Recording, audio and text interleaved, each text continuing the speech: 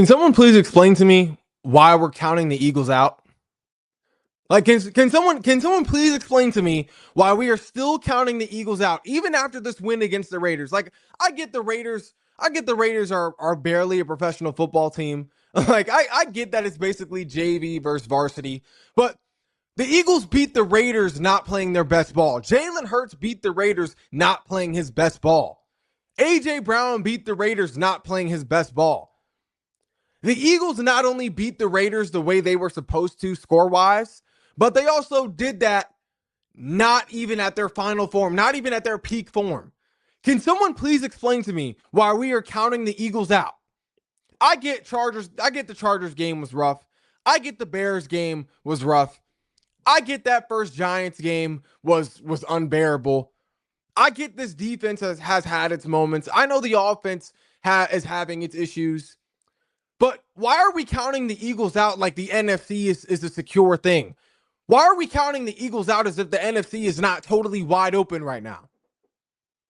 Why are we I don't understand how we can count out the team that just won a Super Bowl, that has a Super Bowl MVP, that has arguably one of the best receiver duos in the NFL, two guys who are on the verge of getting 1,000 yards on the season, a reigning offensive player of the year, a red hot defense right now, a defense that has still been playing good without its best player in Jalen Carter.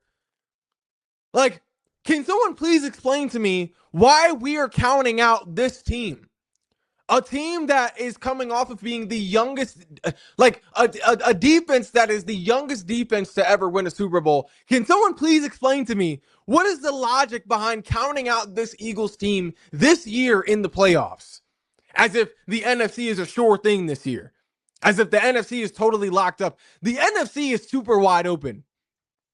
The NFC, you could say, has never been more open than it is right now.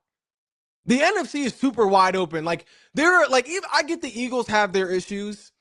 There are plenty of other teams, almost every other team in the NFC, almost every other playoff team in the NFC has their fair share of issues. The Packers right now are without their two best players. They've lost their best defensive player in Micah Parsons, and they lost their best offensive player this year in Tucker Kraft earlier on. The Rams secondary looks super suspect right now. Emmanuel Forbes, while he has looked great this season, he also has moments where he looks like he just can't contend with a receiver one because of the mismatch in height and size wise. The Seahawks right now, the Seahawks and the Lions both have a quarterback that can lose games for their team just about as well as they can win games for their team. Like, and then the Bears, Caleb Williams is inexperienced in the playoffs. Like, all of the top teams in the NFC right now all have their own individual issues that have not been addressed. All have their own individual issues that could be weaknesses, especially in the playoffs. Why are we counting the Eagles out when the NFC has never been more wide open than it is right now? The Eagles should not, there's no way the Eagles should be counted out right now after just winning a Super Bowl. When we're talking about several other teams in the NFC who have not done half of what this Eagles team has been able to accomplish in 10 years, let alone 3. There's no reason why we should be counting the Eagles out when all of these other teams have their own respective issues. There's no way. Now, looking at the Packers, I do feel bad for the Packers. I do definitely feel bad for the Packers. Tucker Kraft on the verge of having a career year, their best offensive player on the season at this point, he goes down. Then, just a week ago, you lose Micah Parsons, who was really looking like a defensive player of the year candidate, your best overall player. He goes down. I definitely feel bad for the Packers, but the Packers, I will say, are still a legit threat. Like, I don't think by no means their season is over just because they lost two of their best players on the season. Like, this Packers team is still a legit threat. Like, looking at their defense, they still have one of the best secondaries in the NFL. Carrington Valentine, Keyshawn Nixon, one of the better cornerback duos. They still have an elite safety in Xavier McKinney. They have one of the better LB duos in the NFL right now. Quay Walker, Edrin Cooper. They still have a pretty decent pass rush. Rashawn Gary, an underrated pass rusher. Enigbari, who has played some good ball this year, who's done a good job at getting to the passer. On offense, they actually have healthy receivers this year. Jaden Reed is back now. Christian Watson is playing at a high level. Romeo Doubs, Dontavian Wicks, Matthew Golden, who's been showing some promise as a rookie. Luke Musgrave, who was honestly slept on as a tight end. And we know how talented Jordan Love is, even though he's a bit of a question mark in the playoffs. This Packers team still has talent to contend. They still have talent to be a legit threat in the playoffs. Like losing Micah Parsons and Tucker Kraft hurts, but I am not totally sleeping on the Packers right now just because of their injuries. This team is still a formidable team in the playoffs, for sure, 100%. 100%. I do think they're obviously not as big of a threat to us as they were with a healthy Micah Parsons.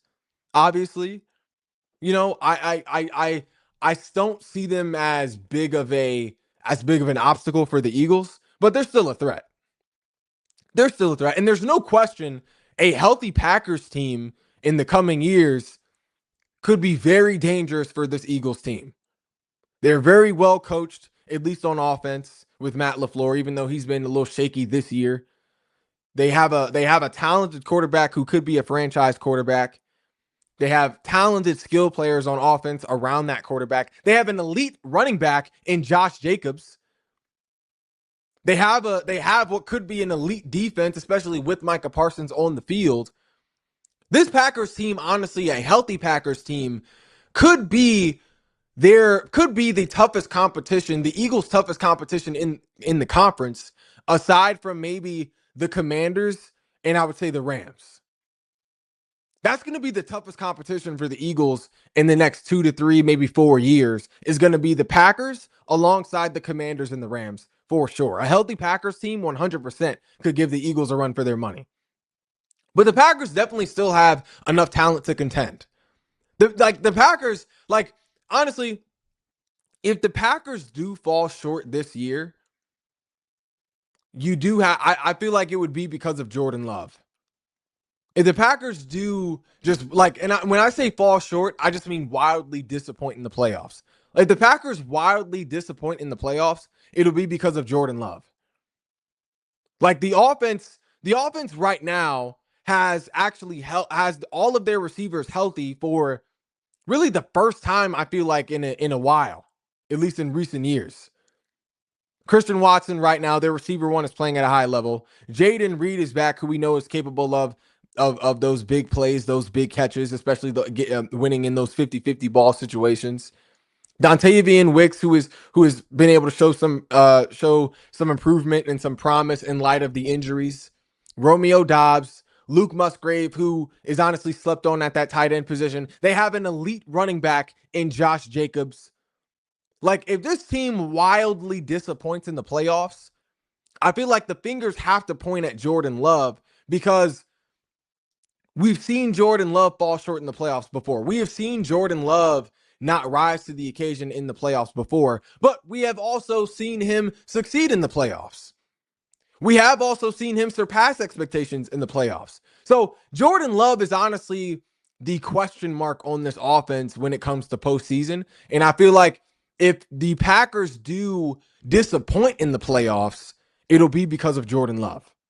It'll be because of Jordan Love. And I think the Bears are in a similar situation.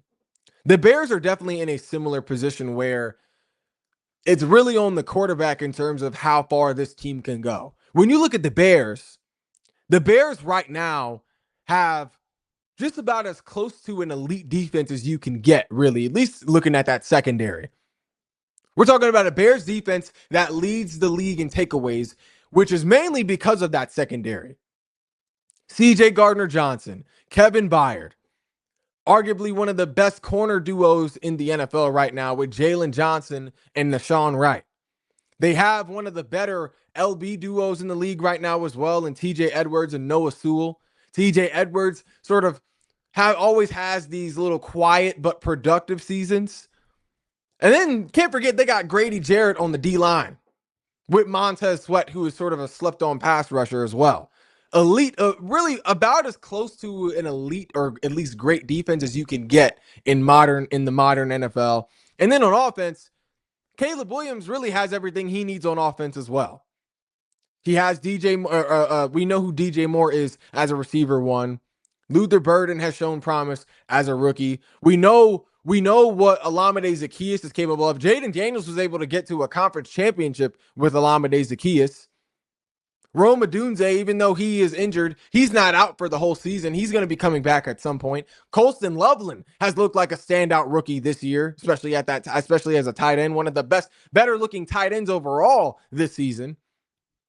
The O-line looks much better than it did last year, but most importantly, they have this talent on offense, all being utilized by the best offensive play caller in the NFL right now in Ben Johnson.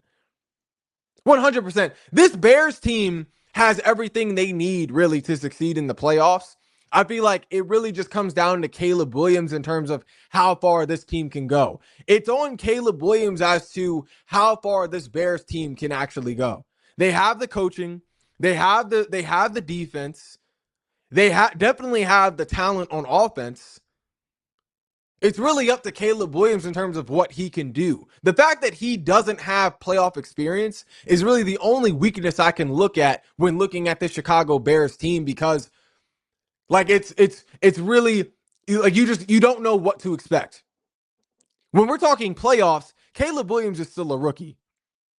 So you really don't know what to expect from him in that moment, in those moments of the NFL season, because he's never been there before. That's the only real weakness I can look at when looking at this Bears team, which is a significant question mark and something to note. Significant question mark. Caleb Williams right now is the only question mark on this Bears team for me. He's the only question mark on this Bears team. Caleb Williams is essentially a rookie when it comes to the playoffs. Never seen him in the playoffs before, but he also has the tools to get it done in the playoffs this year if he proves capable, if he is capable. He has the talent on offense this year. He has talented receivers, DJ Moore, Rome Odunze, Luther Burden. He has a standout tight end right now in Colston Loveland. The offensive line looks much better than it did last year. We already know what the defense is, how capable this defense is, leading the NFL in total takeaways. Arguably the best secondary in all of football right now. But then they also have the best offensive play caller in the NFL right now in Ben Johnson. The Bears having Ben Johnson, honestly, it means everything. Like, the Bears having Ben Johnson maximizes their potential. I mean, it maximizes their potential like times 10. So the Bears are definitely a playoff caliber team, but they do have a key weakness. Like, the only question mark I can look at is Caleb Williams. If the Bears don't get it done this year in the playoffs, you have to look at Caleb Williams with him being as inexperienced as he is in the playoffs. I think the toughest competition right now for the Eagles is the Rams. The toughest competition right now for the Eagles is the Rams, and they proved that last night against the Seahawks on primetime football. The Rams are the toughest competition for the Eagles because of Matt Stafford. Matt Stafford honestly looks like the best quarterback in football right now, maybe aside from Drake May. He looks like the best quarterback in football right now. Like, Matt Stafford, we're talking about a guy who has experience. He is a champion.